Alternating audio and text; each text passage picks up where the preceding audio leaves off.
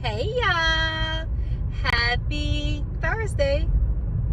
I need to stop saying happy whatever the day is because I always get it wrong, but I'm hoping today is Thursday because that means tomorrow is Friday and my vacation begins. But anyways, y'all, I was sitting down thinking this now. A lot of people, when they say that they're blessed, they define being blessed off accolades. They define being blessed off the things that people have, titles, positions, status of money. They define being blessed of all these things that they have. Oftentimes we see where people say, well, I got this and you ain't got that, or I got a house and you still stayed at your mama house, and I got a car and you walking, but like you hear people say these things, and I think that people have gotten it confused on what blessed really are. You can have absolutely nothing and still be blessed. And so my question I was thinking today is, if God strips all that away, if God strips all the money, if God strips the houses, the cars, the material things, if you got to start all over, live back with your mom, would you still consider yourself blessed? Because Job lost everything and God still considered him blessed. And not only that, God ended up giving him 2 times more than what he originally had.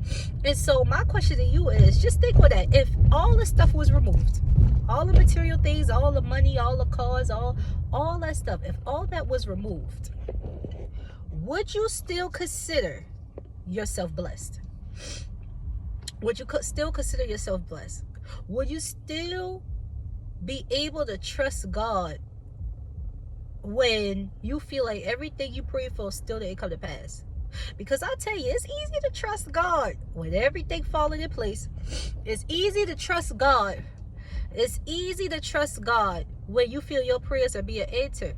But would you still trust God when it looks like none of your prayers are coming to pass? Would you still consider yourself blessed? Would you still consider yourself highly favored? That's just a question I wanted to pose this morning as I was thinking on that, because I think people get it confused or thinking that your stuff makes you blessed, and your stuff don't make you blessed. You can have all the stuff in the world and still be miserable as you can be. And so if you can have all the stuff in the world, I don't know what's going on for. If you can have all the stuff in the world and still be miserable, that's not blessed to me. That's not blessed to me. I don't care if you're a millionaire. If you are miserable, to me, that's not exciting to me. You a miserable millionaire. You a miserable person with all these stuff that you feel is gonna fulfill you, and you realize that is not. I'm not impressed by that. I'm not impressed about how much money you got when at night you have thoughts of harming yourself. I'm not impressed by that. I'm not impressed about somebody having a bigger house than me when you miserable. I'm not impressed about somebody having a better car than me and you miserable. I'm not impressed by that. I am impressed about with a person that has, for one, I'm impressed by a person who has nothing and can still smile, still have faith, still tell you that God is good, still in their right spirits. And you know that materially they don't have nothing.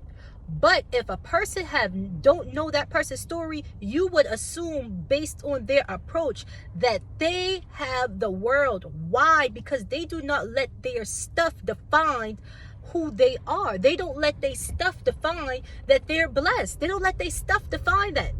And then you have other people, another second set of people that impress me is people that are truly happy, that are truly at peace within themselves, and still have the houses, and still have the mansions, and still have all these stuff, but you at peace with yourself because you don't let them stuff define you. God has blessed you with those things. You have worked hard with those things. But if those things go today or tomorrow, you are still good because you're not wrapped up in stuff. You're wrapped up in God. Those people that impress me, those are the people that impress me. Those are the people that impress me. Those other stuff, the things don't impress me. And coming from my story, I lost everything. I had to literally start over from scratch. Literally started over from scratch. From work my way from the ground up. So stuff don't impress me. Stuff don't impress me. Because just as God can give it to you, God can take it away. Stuff don't impress me. Stuff don't impress me. But having a peace of mind, oh yeah, I'm gonna have a peace of mind. Whether I got $1 in my pocket, I'm gonna have a peace of mind. Whether I got $10,000 in my pocket, I want my peace, and that's all that matters at the end of the day. And so I was just thinking about that question. If everything was taken away materially, would you still consider yourself blessed? Would you still consider yourself blessed? I just want you to think on that this morning, because I was really thinking on that question today, and how do you define blessed? Let's take it a step further. How do you define blessed? Are the material things that you have defined blessed? Now, yes, God does use material things to bless you, but even if He don't use material things, do you still consider yourself blessed? Those are two questions I want you to ask yourself this morning. And I want to end on this though.